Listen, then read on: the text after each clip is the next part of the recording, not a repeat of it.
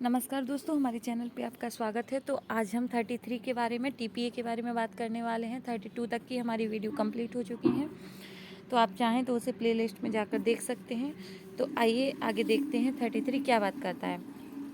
33 बताता है कि कार्य करने की शर्त पर अंतरण, जबकि उस कार्य के करने के लिए कोई समय विनिर्दिष्ट नहीं हो।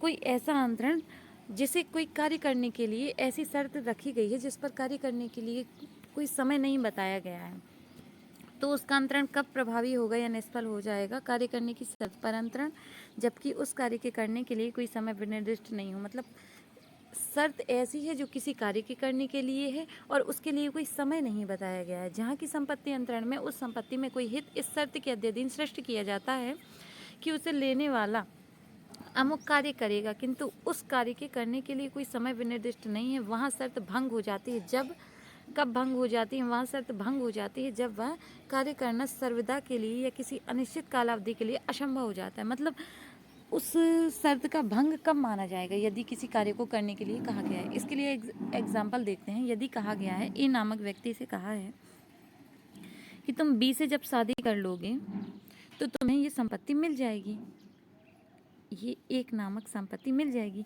परंतु जो ए व्यक्ति है वह सी नामक व्यक्ति से शादी कर लेता है, तो संपत्ति अब बी को संपत्ति अब ए को नहीं मिलेगी, क्योंकि ये अब असंभव हो गई है। क्योंकि उसने कहा था कि जब बी से शादी कर लोगे, और विवाह उसका हुआ नहीं था। पहला विवाह तुम बी से करोगे, पर वो बी से नहीं किया, सी से कर लिया। तो अब ये असंभव हो गई है घटना की, मतलब अब ये असंभव हो गया है, क्योंकि अब वो बी से शादी नहीं कर सकता, उसकी शादी हो गई है।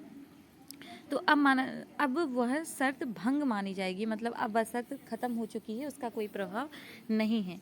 यदि वह असंभव हो जाता है, कार्य अब असंभव हो गया ए के लिए कि अब वो बी से शादी नहीं कर सकता। तो आई होप दोस्तों, मुझे लगता है आपको समझ में आ रहा होगा।